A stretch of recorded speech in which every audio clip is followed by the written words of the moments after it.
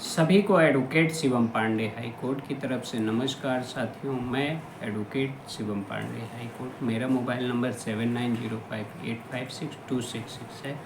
आप लोगों को पता है कि 69,000 शिक्षक भर्ती में डबल आरक्षण एमआरसी और रिविजिट का जो मामला सुरक्षित हुआ है, उसका आदेश मैंने आपको पहले ही बता दिया था कि अभी आने की कोई संभावना नहीं है।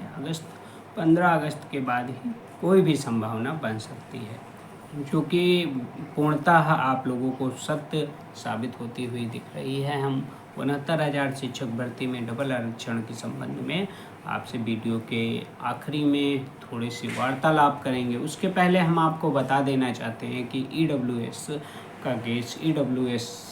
का केस 16 मई 2020 को, जब सब लोग यह सोच रहे थे कि मैं फार्म भरूं, शायद मेरा हो जाए 1,46,000 में, तो मैंने पहले ही देख लिया था कि इतना अंक पाने के बाद 64, 65, 66 पर जो अभ्यर्थी रुके हुए हैं जनरल के, यहाँ तक 67 तक भी मेरे आकलन में था कि उनका नहीं होगा।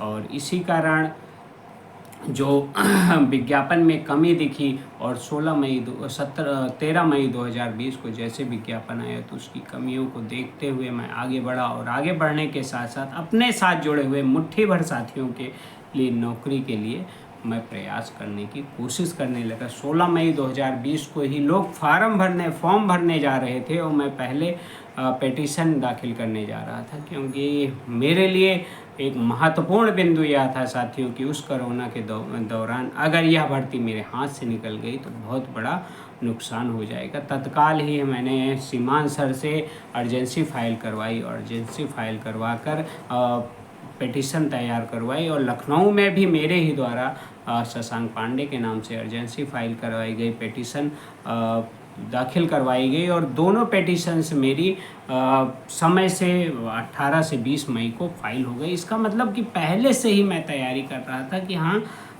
13 मई से 18 मई के बीच ही मेरी तैयारी पूरी हो गई, और हर एक प्रकार के विधिक लैंग्वेज को, विधिक तथ्यों को ईडब्ल्यूएस केस में रखा गया। और सिंगल बेंच में जो तर्क रखे गए, उस पर अगर सिंगल बेंच आदेश करते तो उनका आदेश एक नज़ीर के रूप में रहता और सदैव किताबों में पढ़ा जाता, लेकिन सिंगल बेंच के जज साहब ने लाइटली ले लिया और पूर्णतः जो एक्ट स्वयं कहता है कि हम 2 फरवरी 2019 से प्रवृत्त हुए माने जाएंगे, उसी एक्ट के आधार पे हमारे पिटीशन को खारिज कर दिया। और सिंगल बेंच स्वयं चिल्लाकर कह रहे हैं कि यह भर्ती तो 13 मई 16 मई 2020 को आई है। चूँकि मैं 13 मई 16 मई इसलिए कहता हूँ, बहुत से लोगों को जानकारी नहीं है, वो कहते हैं 2-2 तारीख बताते हैं। 13 मई को विज्ञापन आया था और संशोधित विज्ञापन 16 मई को आया था।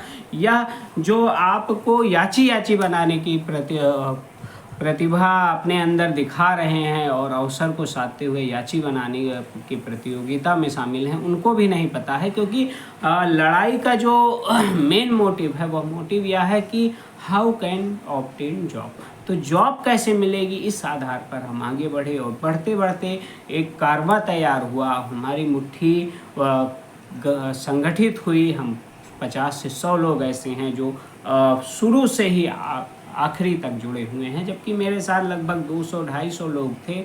उसमें से अप्रॉक्सीमेटली 70 से 80 लोग नौकरी पा चुके हैं, जिनका सिंगल बेंच में एफिडेविट भी मेरे द्वारा लगाया गया था। तो हम हर एक प्रकार से हर एक चीज़ को लेकर चल रहे हैं और चीज़ों को सही ढंग से डिस्क्राइब करते हुए आगे बढ़ रहे हैं। साथियों, जैसे जानकारी आपको मिल रही है कि हमारा केस एज फ्रेश 2 PM पे 5 तारीख को लगा हुआ है। उसके पहले माननीय जज महोदय ने सरकार से और स्टेट से, स्पेशल रूप से स्टेट से काउंटर फाइल करने को कहा है। तो उस काउंटर में आप लोग यह समझ लीजिए कि टोटल जो भी रहेगा वो स्टेट की तरफ से 2-4-6 लाइनें उल्टी सीधी घुमा फिरा के लिखी रहेंगी। उससे हमें डरने और हैरान एवं परेशान होने की ज़रूरत नहीं है। स्टेट की तरफ से हमारी लगभग बातें पूरी हो चुकी हैं और हमने हर एक प्रकार के बिंदु को पूछ लिए हैं। उसी आधार पे हम रिजॉइंडर भी तैयार कराएंगे और यह शनिवार और रविवार को हमारे द्वारा कर लिया जाएगा। अभी हमें काउंटर नहीं मिला है और ना ही अभी मिलेगा। हमें 5 तारीख को ही काउंटर मिलेगा, लेकिन उसके पार्ट हेड जो हम लोग हमने अपने सोर्स के माध्यम से पता किया है, उसी आधार पर हमारा रिजाइंडर तैयार रहेगा। उसके पहले अभी पिछले सप्ताह 2 दिन के प्रयागराज प्रवास में मैंने ब्रीफ काउंटर और एक शॉर्ट नोट्स बनवाया है। ब्रीफ नोट और शॉर्ट नोट दोनों अपने सीनियर के माध्यम से बनवाया है, जीके सिंह जी और अशोक खरे जी, दोनों के माध्यम से वह नोट्स माननीय उच्च न्यायालय प्रयागराज बेंच महेश चंद्र त्रिपाठी जी के बेंच में रखा जाएगा। और हमें यह भी तय करना है कि साथियों, चूँकि काउंटर स्टेट बोल रही है कि हम 5 को ही देंगे, उसके पहले नहीं देंगे, तो हम रिजाइंडर के लिए कोई समय नहीं लेंगे, उन्हीं के काउंटर पे बहस करवाएंगे। चूँकि हमारी ब्रीफ ने नोट्स, शॉर्ट नोट्स और प्लस जो हमारा पहले का रिजाइंडर है, उसके आधार पर हमने जो तार्किक बातें उसमें लिखी थी, उसी के आधार पर हम जो काउंटर को बिना देखे हुए एक शॉर्ट रिजाइंडर तैयार कर रहे हैं, उसी के आधार पर हम बहस करा देंगे। हम सर्वोच्च न्यायालय के 4 आदेश को लेकर चलेंगे। एक सुमित यादव का आदेश है, उस आदेश में से भी क्लियरिटी हो रही है। और चूँकि राम शरण मौर्य, सुबीर सिंह का आदेश, राघवेश सिंह का आदेश, सभी आदेश को की एक प्रति हम लोगों के द्वारा ले ली गई है। उसे एक सुव्यवस्थित क्रम में रखते हुए हमने उसको तैयार कर लिया है। तो ईडब्ल्यूएस के संबंध में आप लोग बिल्कुल बेफिक्र रहिए। 5 को ही कोशिश की जाएगी कि प्रदेश के ऐसे साथी जो ईडब्ल्यूएस केस में जुड़े हुए हैं और शुरू से जुड़े हुए हैं, जिनको विधिक कोई अड़चन नहीं है, उनके लिए एक सुनहरा अवसर खोजा गया है। और सुनहरे अवसर के साथ साथ उन्हें मेरे प्रथम प्रयास के कारण नौकरी मिलने की संभावना बन रही है, जिसके लिए मैं अपने आप को बहुत ही सौभाग्यशाली समझूंगा। यदि एक बच्चे का भी चयन मेरे द्वारा किए गए प्रयास से होता है, तो जीवन का आनंद जो जीने में प्राप्त होता है, वह इस केस को जीतने में प्राप्त होगा। और अधिकतम साथियों के चयन के साथ हम 69,000 शिक्षक भर्ती में खोई हुई प्रतिष्ठा को पुनः वापस लेने आ रहे हैं, और हम अच्छा आदेश लेकर आएंगे।